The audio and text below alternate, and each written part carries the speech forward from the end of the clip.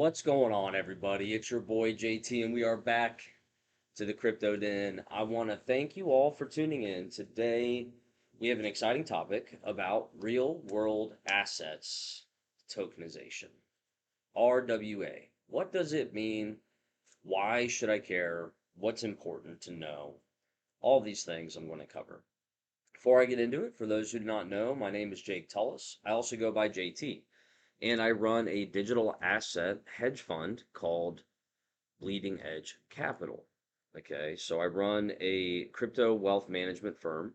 We are discretionarily long and we research the tokens from the ground up, leveraging my decade plus of software development experience to identify networks and protocols that have good adoption tendencies, and it seems to be used by builders, okay, mainly.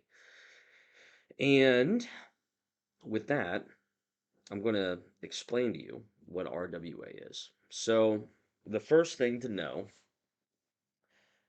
actually, it's going to go further back in the internet, okay? And I think I'm going to actually draw something for you.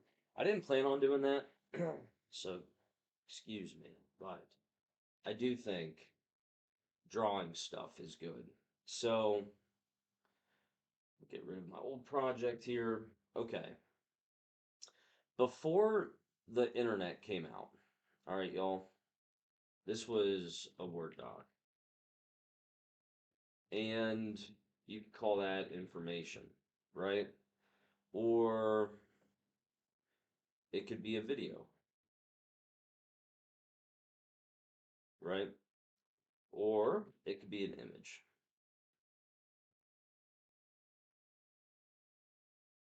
Now, the reason why these are all informations is because in the first rollout of the internet, this is from the 80s and forward,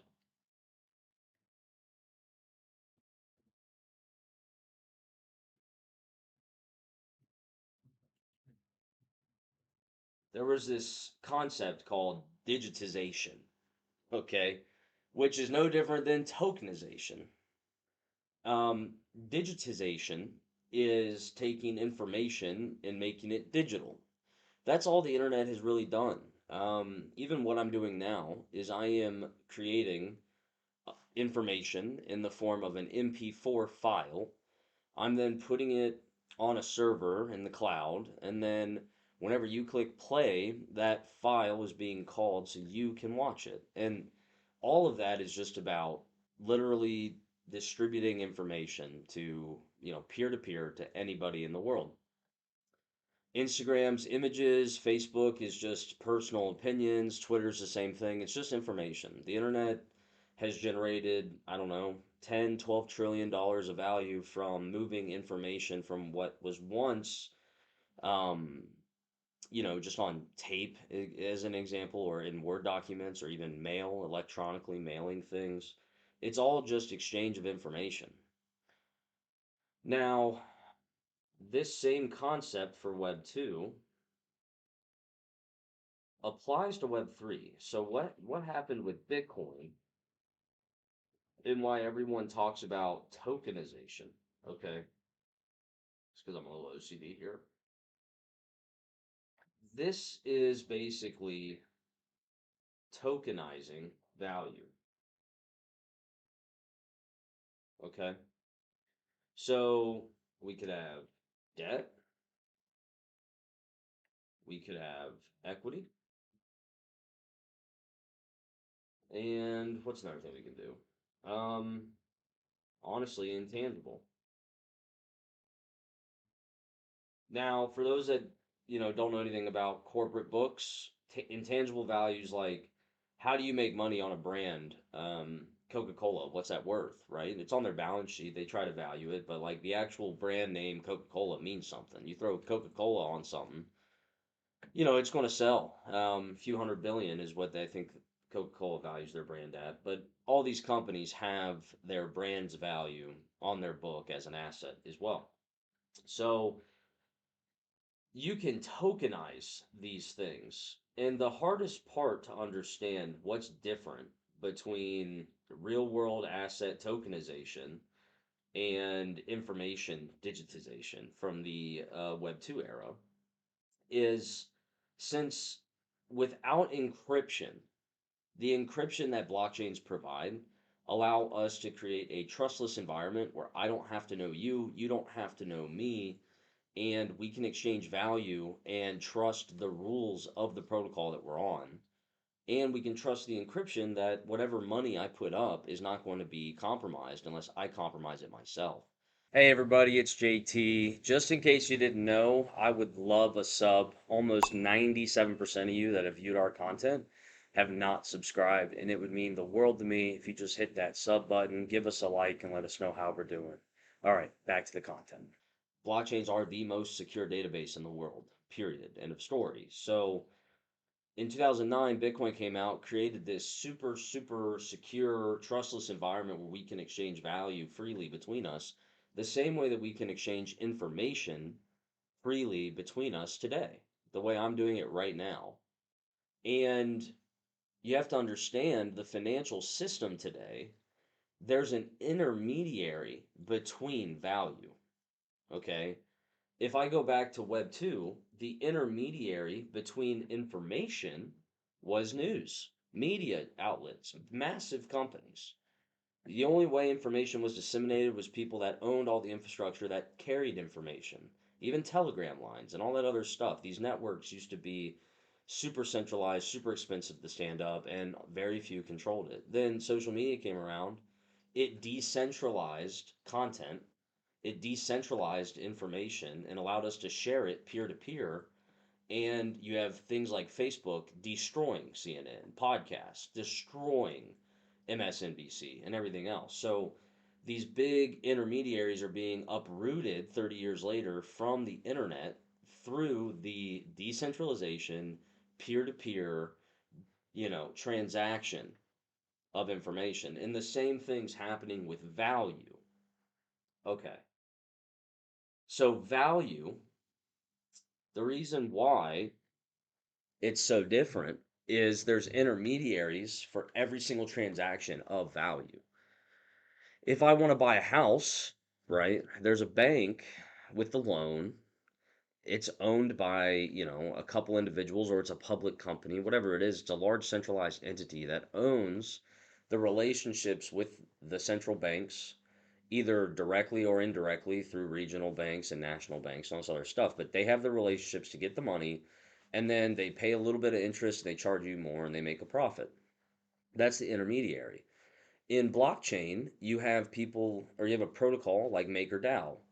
MakerDAO is like a central bank for decentralized finance. Money goes in, it loans it out, you get yield for loaning out your stable coin and all this other stuff.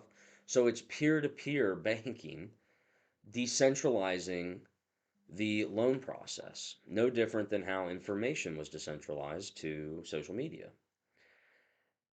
Real world asset tokenization, RWA, is the process of moving valuable things on chain to allow them to transact without a third party.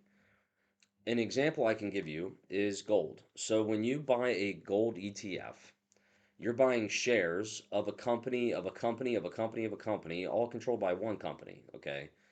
Your shares represent ownership in gold bars that are somewhere that this central entity controls. The supply of gold is reported by the DTCC and checked at warehouses. So you're trusting about 4 to 5 third parties. You're losing on fees the whole way through, and you still don't even know if you have gold or not. You can't see it, you can't touch it, right? And it's in the hands of the third parties that are wealthy, so you don't even control it. All because the value is held by these third parties. Now, RWA taking the gold on chain could look like me as an individual buying an ounce of gold, minting an NFT that is representative of that gold. And then if you buy the NFT, I mail you that gold. You could think of it that way. You could also have a treasury that is locked that you deposit stablecoins into. It buys the gold on the open market, and every dollar that goes in, it just keeps buying gold. And then you have a direct relationship to that gold, and it's representative of that gold. You still have to trust the third party holding the gold in that scenario, but you don't have to trust the government or anything else. You can trust this internet protocol that could be automated using AI for the buys and sells of the gold and balancing the treasury books with no humans involved. An example of this that might be more relatable, if it's not gold, it could be dollars and T bills. So, stable coins are this concept. You give a dollar to the protocol, they give you a dollar worth of a token back, a stable coin. Then that protocol buys T bills with the dollars it receives. It gets a yield, right? So if you give it $1 million, it's going to go make 30,000, about 3 or 4% on T bills. And for every million it gets, that way it will always have funds to redeem your dollars the second you want to trade it back into US dollars or your national currency. These protocols stand in between value, so you don't have to trust a third party, and it's all automated by code. Tokenizing real world assets is like digitizing information back in the 90s and 2000s and so on. We're taking value and putting it online, and we call that process on chain. So you're just taking assets off of a centralized database controlled by God knows who, and you're putting it on the internet where anyone has access to it. You're decentralizing value. It's changing the internet, it's changing how we're going to interact with it. And I couldn't be more bullish on this movement that is happening with crypto. It's one of the best use cases there possibly could be. And I would argue that blockchain is a perfect fit for this stuff. All right. Let me know what you guys think. I appreciate you all tuning in. Seriously, the support is wonderful. I think we're getting close to 40,000 followers and subs across all of our platforms. And I just got to say thank you all for just investing your energy and time into this industry and what I have to say about it. I appreciate you guys. And until next time, take care of one another. Peace and love. I'll see you.